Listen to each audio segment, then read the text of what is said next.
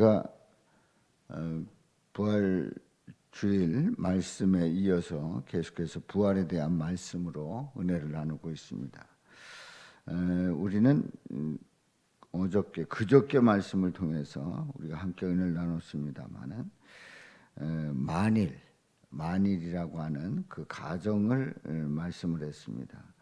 만일 죽은 자의 부활이 없으면, 또 만일 그리스도께서 만일 다시 살아나지 못하였다고 하면, 또 만일 죽은 자가 다시 살아나는 일이 없으면, 만일 그리스도 안에서 우리가 바라는 것이 다만 이 세상의 삶뿐이면, 이런 가정을 네 가지를 함께 보았습니다만은, 오늘 말씀을 통해서는 이제 두 가지를 더 보도록 하겠습니다.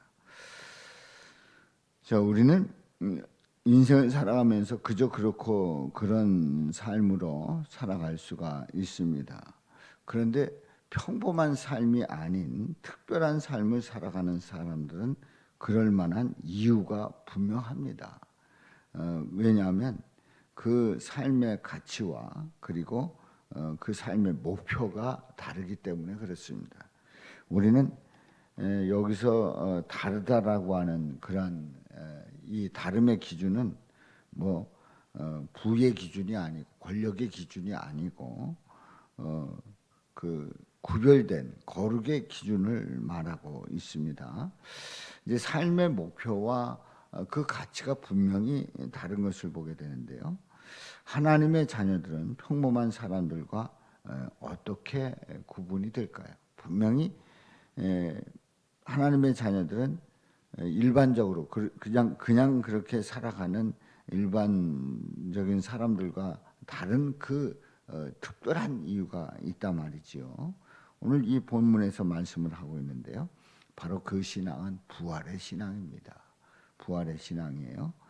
그래서 만일 하면서 이제 그 가정을 네 가지를 앞에서 보았습니다만, 오늘 29절에서는 만일 죽은 자들이 도무지 다시 살아나지 못하면, 죽은 자들이 다시 살아나지 못한다고 하면 하는 그런 가정을 들고 있는데요. 자, 그렇다고 하면 죽은 자들을 위하여 세례를 받는 자들이 무엇을 하겠느냐? 세례를 받는 자들이 무엇을 하겠느냐? 어찌하여 그들을 위하여 세례를 받느냐 하는 얘기입니다. 부활이 없다고 하는 것을 가정한다고 하면 죽은 자를 위해서 받는 세례가 소용이 없다는 거예요. 그러니까 우리가 세례를 받지 않습니까? 그냥 세례는 물로 끼얹어서 세례를 받는다라는 그런 그 표면적인 그런 개념을 가질 수도 있습니다. 더 깊은 아주 중요한 그 의미는 이 세례가 부활이 없는 상황에서 받는다고 하면 아무 소용이 없다는 거예요. 그러니까 부활이라고 하는 그 믿음, 부활 신앙이 있기 때문에 우리가 받는 세례가 귀하고, 또 세례 속에서 의미하는 바가 우리에게 크고, 또 세례를 통해서 하나님의 자녀가 되었다고 하는 것을 선언하고 있다는 사실입니다. 또 어찌하여 우리가 언제나 위험을 무릅쓰리요. 그러니까 죽은 자들이 다시 살아나지 못한다면, 부활이 없다고 하면 또 어찌하여 우리가 언제나 위험을 무릅쓰겠는가? 위험을 무릅쓰지 않는다는 얘기죠. 부활하기 때문에 우리는 위험을 무릅쓰고 복음을 전하는 겁니다. 그러니까 믿음의 선배들이 그 죽음의 위기 속에서 그야말로 죽음을 무릅쓰고, 어느 때는 죽게 되고 어느 때는 예수님을 말함으로 죽을 수밖에 없었고, 예수님을 전하기 때문에 불이익을 당하고, 예수님을 고백하기 때문에 그야말로 그 사회에서 버려지고 하는 그런 그 위험한 상황, 그 위험한 상황을 무릅쓰고 우리가 믿는 이유가 뭐냐 말이에요. 바로 부활이라는 거죠. 부활이 없었다고 하면 우리가 죽음을 무릅쓰고 전할 이유가 없는 겁니다. 또 31절에 보면 형제들아 내가 그래서 예수 우리 주 안에서 가진 바 너희에 대한 나의 자랑을 두고 단언하노니 나는 날마다 죽노라. 나는 날마다 죽노라 하는 그런 신앙 고백을 하고 있어요. 내가 주님 안에서 자랑할 게 뭐냐? 나는 날마다 죽는다. 사실 우리가 나는 날마다 산다. 나는 날마다 이렇게 산다. 나는 이렇게 멋지게 살아가고 있다. 나는 날마다 산다라고 하는 그 고백을 해야 될 텐데 왜 나는 날마다 죽노라. 왜 죽는다고 얘기하느냐 하는 얘기예요. 그 이유가 있어요. 바로 부활 때문입니다. 우리가 부활하기 때문에 예수님의 부활을 고백하기 때문에 부활 신앙을 가졌기 때문에 나는 주님 안에서 날마다 죽으면 우리 주님이 살려주신단 말이에요. 그렇기 때문에 우리는 날마다 죽노라 그렇게 고백할 수 있는 거예요. 우리가 믿음 생활하면서 내가 믿음 안에서 나는 죽는다라고 말할 수 있는 그 결정적인 이유가 뭐냐? 바로 우리 예수님이 다시 살기 때문에 그래요. 예수님으로 다시 살아나기 때문에 나는 날마다 죽는다고 고백하는 거죠. 32절에 보면은 내가 사람의 방법으로 에베소에서 맹수와 더불어 싸웠다면 내게 무슨 유익이 있으리요? 맹세와 더불어 싸우는 그래서 힘을 키우는 그래서 내가 맹수와 싸워서 이길 수 있다고 하면 이것이 얼마나 자랑스럽겠는가. 그게 무슨 유익이 있겠느냐 하는 얘기예요. 무슨 유익이 있겠느냐 하는 거죠. 맹수와 더불어 싸우는 것은 바로 사람의 방법이 아니라고 하는 얘기입니다. 그래서 실제로 이제 그 로마의 그 핍박이 있어서 미는 사람들을 원형 경기장에 몰아놓고 그리고 맹수들을 풀어가지고 사자가 잡아먹게 만드는 그런 굶주린 사자가 잡아먹게 하는 그런 일들이 있었단 말이죠. 그럼 간단합니다. 나 예수 안 믿습니다. 나 예수 믿지 않고 나는 예수에게 침 뱉을 수 있습니다. 그러면서 십자가에 침을 뱉고 그리고 예수님을 부인하면 그냥 간단히 사는 거예요. 그런데 사자굴 속에 던져지는 겁니다. 던져지는 거예요.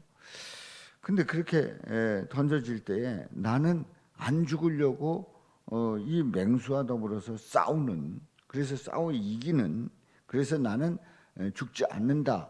이건 사람의 방법이라는 거죠.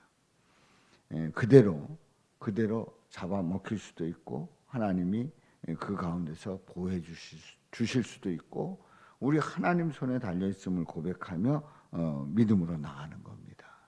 그래서 이제 32절 그 중반절에 보면은 죽은 자가 다시 살아나지 못하면 살아나지 못한다고 하면 내일 죽을 터이니 먹고 마시자 하리라. 그 가정에 네 가지를 말씀했고 오늘 한 가지 말씀했는데 이제 여섯 번째 가정이 죽은 자가 다시 살아나지 못하면 내일 죽을 터이니 먹고 마시자 하리라. 다시 살지 못한다고 하면 내일 죽을 건데 먹고 마시자 그렇게 한다는 거죠. 뭐 그냥 먹고 마시고 즐기고 그냥 이 세상의 끝인데 뭐 흔히 하는 얘기 있잖아요.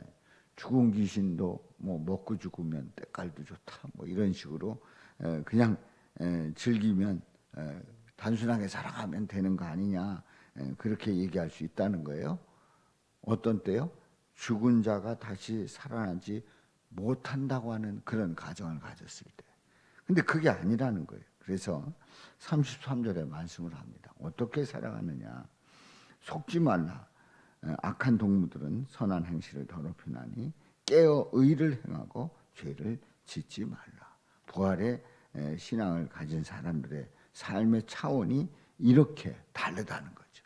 속지 아니하고 깨어 의를 행하고 죄를 짓지 않는 그런 믿음의 삶을 살아간다는 거예요. 그래서 오늘 이 말씀을 정리를 해봅니다. 오늘 말씀을 정리를 해보면 부활이 없다고 하면 세례도 소용없고 위험을 무릅쓸 필요도 없습니다. 그래서 우리가 부활이 있기 때문에 날마다 죽는다. 날마다 죽노라. 그렇게 고백할 수 있다는 거죠. 그래서 부활의 사람은 부활의 신앙의 사람은 차원이 다르다. 맹수와 싸우지 않는다. 힘 있는 사람의 그런 그 차원과는 분명히 다른 삶을 산다. 또 먹고 마시고 즐기는 인생, 그것이 목표가 아니다 말이지요. 그리고 속지 말고 죄를 이겨나가는 그런 삶을 살아갈 수 있다는 겁니다. 이렇게 부활신앙의 사람은 차원이 다르고 주님을 바라보면서 우리는 주님의 그 은총 속에 승리의 삶을 살아갈 수 있다는 것을 말씀하고 있습니다. 오늘도 부활에 대한 분명한 믿음의 고백을 하면서 우리가 부활이 있기 때문에 세례 받은 것이 은혜고 또 위험을 무릅쓰고 담대히 나갈 수 있고 나는 날마다 죽노라 고백하면서 날마다 새로워지는 저와 여러분들 되시기를 주님의 이름으로 축원합니다.